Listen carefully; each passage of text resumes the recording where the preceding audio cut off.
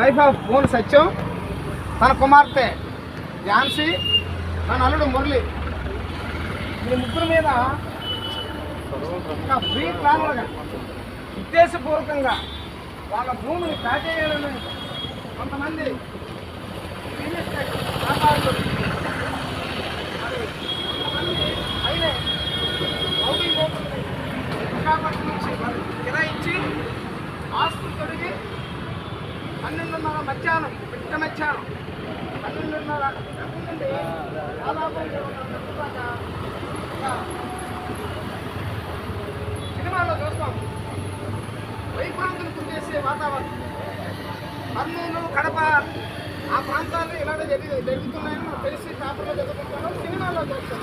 కానీ ప్రత్యక్షంగా ఆరోగ్య మన ప్రాంతంలో జరిగితే ఒక ముగ్గురు మీద అంత పెద్ద ఎత్తున కిరాయి గుండాలు తీసుకొచ్చి ఒక భయాందోళనగా అక్కడ వాతావరణం బెందుత్తు నుంచి ఎస్పాడిపోయే ప్రధాన రహదారి రోజు కొన్ని వందలు వేరు వాహనాలు వచ్చిపోతుంటే బస్సులు, అలాగే కార్లు, అలాగే టూ వీలర్స్ మొత్తం ఇలాగా కొన్ని వేల మంది ప్రయాణం చేస్తున్నటువంటి రోడ్డు ప్రక్కన పబ్లిక్ సెక్టర్ ఉన్నటువంటి స్టేట్ బ్యాంక్ ఆఫ్ ఇండియా సిబ్బంది అందరూ చూస్తుండగా ఒక దాడి జరిగింది.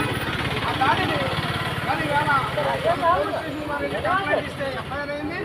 ఆ ఎఫ్ఐఆర్లో దీనికి కంప్లైంట్ ఒకటి ఇస్తే ఎఫ్ఐఆర్లో సెక్షన్లు వేరే వేసాడు.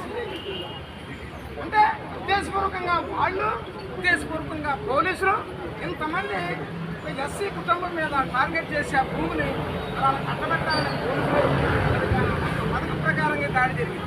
దాని మీద వీళ్ళు మరి 25వ తారీఖు నుంచి విజయ నిరాహారదీక్షలు చేస్తున్నారు. ఎక్కడైతే కానీ దాడి జరిగిందో అక్కడ దాని కంటిన్యూషన్గా ఇక్కడ ఇవాళ మరి ఎంఆర్ఓ కార్యాలయం ధర్నా చేసి ఎంఆర్ఓ గారికి అలాగే పోలీసు వారికి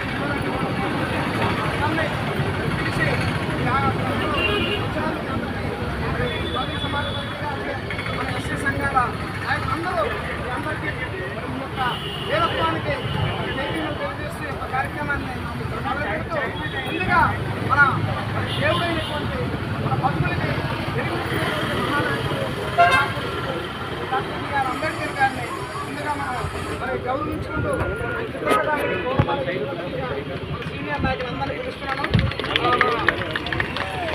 పుత్రి గారు బహుజన సమాజ్ పార్టీ శ్రీరామ జిల్లా అధ్యక్షుడు తమ్ముడు ఐడి రాజు, అలాగే మా ఆల్రెడీ గారు ముఖ్యులందరూ వల్లేశ్వరరావు గారు, అలాగే మా ముఖ్యులందరూ ఆంధ్ర రామన్ గారు అందరూ